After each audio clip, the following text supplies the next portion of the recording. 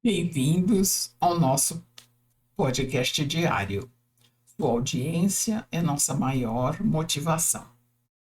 Maria, sob os convites de Jesus, vai nos levar a que pensemos em dois episódios, que será o de hoje e o de amanhã, no qual nós vamos conversar sobre os novidadeiros, isto é, aqueles que são amigos das novidades, das coisas novas, extraordinárias, enfim, nós vamos exatamente refletir se estes novidadeiros estão, vêm ou fazem parte das atividades do Centro Espírita.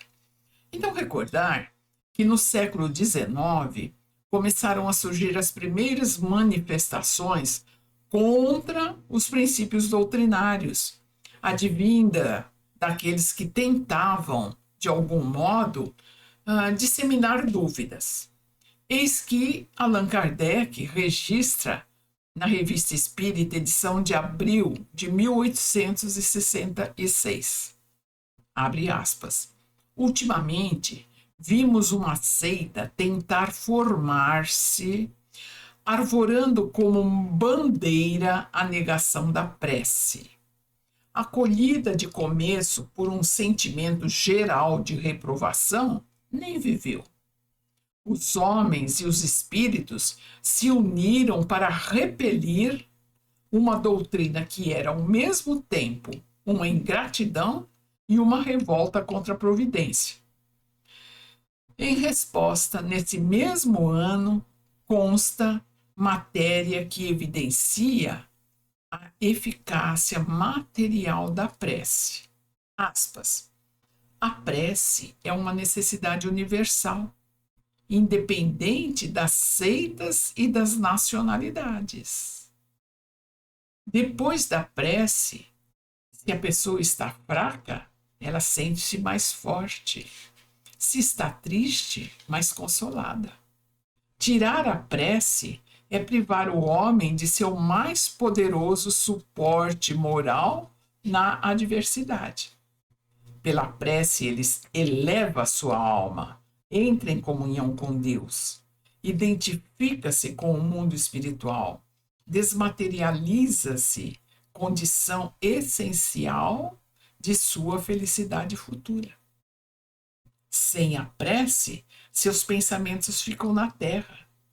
Ligam-se mais e mais às coisas espirituais, daí um atraso no seu adiantamento. O Espiritismo nos mostra na prece um efeito, de certo modo, material, resultante da transmissão fluídica. Em certas moléculas, sua eficácia é constatada pela experiência, como demonstrada pela teoria. Rejeitar a prece, pois, é privar-se de poderoso auxiliar para alívio dos males corporais.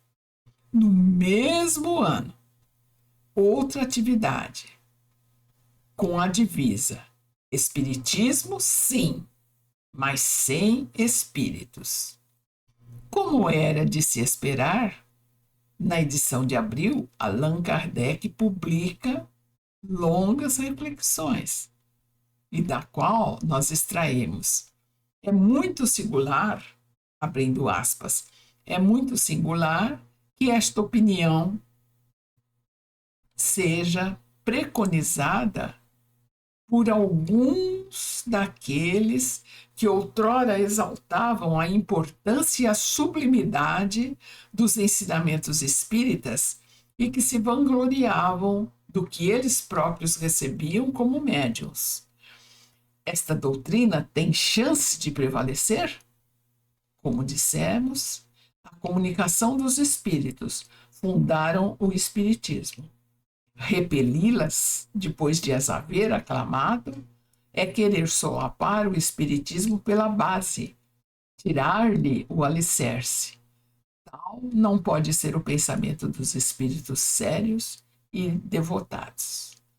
Acalmadas estas, surge agora o tal de, entre aspas, espiritismo independente, ou seja, pretendem eliminar as comunicações mediúnicas e afastar Allan Kardec da liderança do movimento. Liderança, acrescente-se, jamais imposta pelo codificador. Um golpe ainda mais forte nesse mesmo ano surge através de Jean-Baptiste Roustan, publicando os 4 evangelhos, que reúne textos psicografados por Madame Collignon sob a supervisão do próprio Roustan e pelo espírito do profeta Moisés. Os textos atribuídos aos 4 evangelistas divulgam que Jesus, quando vivera sobre a terra, não tinha um corpo de carne e osso. Isto é, era um agênere, ou seja, uma aparição tangível que os romanos, sem perceber que se tratava de um espírito, flagelaram e pregaram na cruz, novidade que Allan Kardec pulveriza em matéria constante em a Gênese.